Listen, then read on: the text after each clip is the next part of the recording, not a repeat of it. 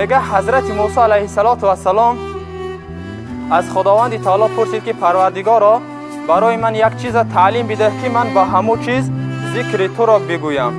خداوند تعالی گفت ای موسی لا اله الا الله بگو. حضرت موسی دوم بار پرسیدن پروردگارا برای من یک چیز تعلیم ده که من به همین تو را ذکر گم. خداوند تعالی بار دوم گفت ای موسی لا اله الا الله بگو. حضرت موسی گفتند پروردگارا این لا اله الا الله را تمام مردم میدانند، پیش از ما بودگی امت ها هم لا اله الا الله میگفتند. برای من یک چیزی خاص تعلیم بده که با همو من ذکر تو را گم و وای بهترین ذکر باشد.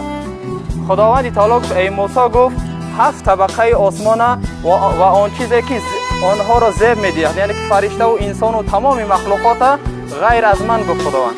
غیر از من 7 طبقه آسمان گرفته یک پله ترازو دمان و لا اله الا الله را یک پله ترازو دمان لا اله الا الله و از بین میبیا گفت.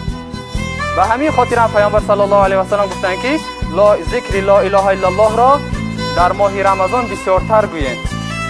معنای لا اله الا الله نیست خدای بجز از الله و تعالی، غیر از الله دیگر خدا نیست. معناش همین است. و در دیگر حدیث آمدگی است هر کسی که لا اله الا الله میگوید فوراً درهای آسمان گشوده می شود.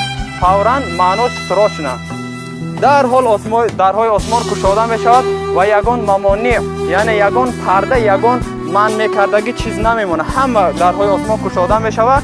همون شخصی که لا اله الا الله میگوید چی دعایی که کنه دعاش قبول می شود، با شرطی که همون لا اله الا الله میگفتگی آدم از گناه های کبیره پاک باشد. گفتگی از گناه های کبیره.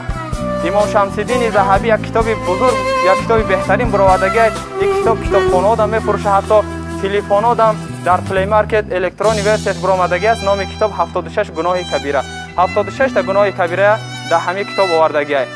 از همه کلانترین گناه کبیره این شرک آوردن به خداوند است. بعد از وی سحر و جادو و آدم کشی و بینمازی و عرقخوری و زنا و دروغگویی، حتی همین دروغگویی سخنچینی همین هم گناه کبیره است. باید آدم روزدار از همین ها هم پرهیز کنه. گفتاد هر کسی که لا اله الا الله میگه درهای آسمان گشوده میشه، دعاش قبول میشه، با شرطی که گناه کبیره نداشته باشه، با شرطی که از دروغگویی و از سخنچینی و از همه چیزها پاک باشه.